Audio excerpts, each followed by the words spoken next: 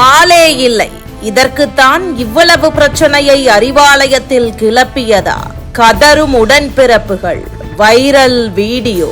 தமிழக சட்டமன்ற தேர்தல் நெருங்கி வரும் சூழலில் திமுக கூட்டணியில் மீண்டும் பிரச்சனை கிளம்பியிருப்பதாக தகவல்கள் வெளியாகியுள்ளன. திமுக வரலாற்றில் இல்லாத அளவுக்கு இந்த முறை 28 கட்சிகளுடன் கூட்டணி வைத்திருப்பதாக பெருமையாக பேசி வருகிறது. ஆனால் உண்மை நிலவரம் இதுதான் என உடன்பிறப்புகளே கதற தொடங்கியுள்ளனர். சட்டமன்ற தேர்தலுக்காக தமிழகம் முழுவதும் திமுக என்டிஏ கூட்டணி கட்சிகள் வாக்குறுதி வெளியிடுவதும் வேட்பாளர்களை நேர்காணல் செய்வதும் என தீவிரமாக கவனம் செலுத்தி வருகின்றனர்.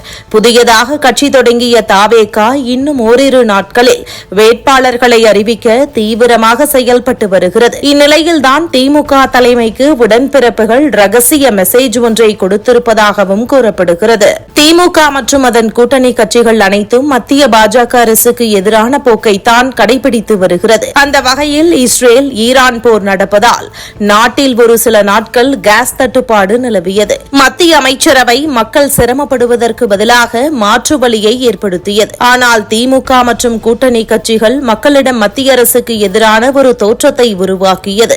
அதில் கேஸ் தட்டுப்பாட்டுக்கு காரணம் மோடிதான் என்றும் மத்திய அரசை எதிர்த்து திமுக கூட்டணி சார்பாக ஆர்ப்பாட்டம் அறிவித்தனர். அதன்படி நேற்றைய தினம் தமிழகம் முழுக்க திமுக தலைமையில் கூட்டணி கட்சியினர் ஆர்ப்பாட்டம் செய்தனர். அந்த வகையில் ராமநாதபுரம் மாவட்டம் திருவாடானை சட்டமன்ற தொகுதியில் ஒன்றிய செயலாளர் சரவணன் தலைமையில் நடந்த ஆர்ப்பாட்டத்தில் கூட்டணி கட்சியான கம்யூனிஸ்ட் மற்றும் நேற்று திமுக கூட்டணிக்கு புதிய கட்சியாக வந்த தேமுதிக உள்ளிட்ட கட்சிகள் எல்லாம் ஆர்ப்பாட்டத்தில் பங்கேற்றனர். ஆனால் இந்த ஆர்ப்பாட்டத்தில் திருவாடானை சட்டமன்ற சிட்டிங் எம்எல்ஏவும் சரி காங்கிரஸ் தொண்டர்களும் சரி பெரிய அளவில் பங்கேற்கவில்லை. இந்நிலையில்தான் கூட்டணியை விட்டு வெளியேறுகிறோம் என காங்கிரஸ் திமுக தலைமையிடம் அடம் பிடித்து 28+1 பெற்றதா என்றும் இங்கு திமுகவுக்கு கொடுத்தாலே வெற்றி பெறலாம், ஆளே இல்லாத காங்கிரஸ் கட்சிக்கு இவ்வளவு உழைத்து வெற்றியை பெற்று தருகிறோம் என உடன்பிறப்புகள் திமுக தலைமையிடம் கதறியிருப்பதாக கூறப்படுகிறது. இது தொடர்பான வீடியோக்கள் சமூக வலைதள பக்கங்களில் வெளியாகி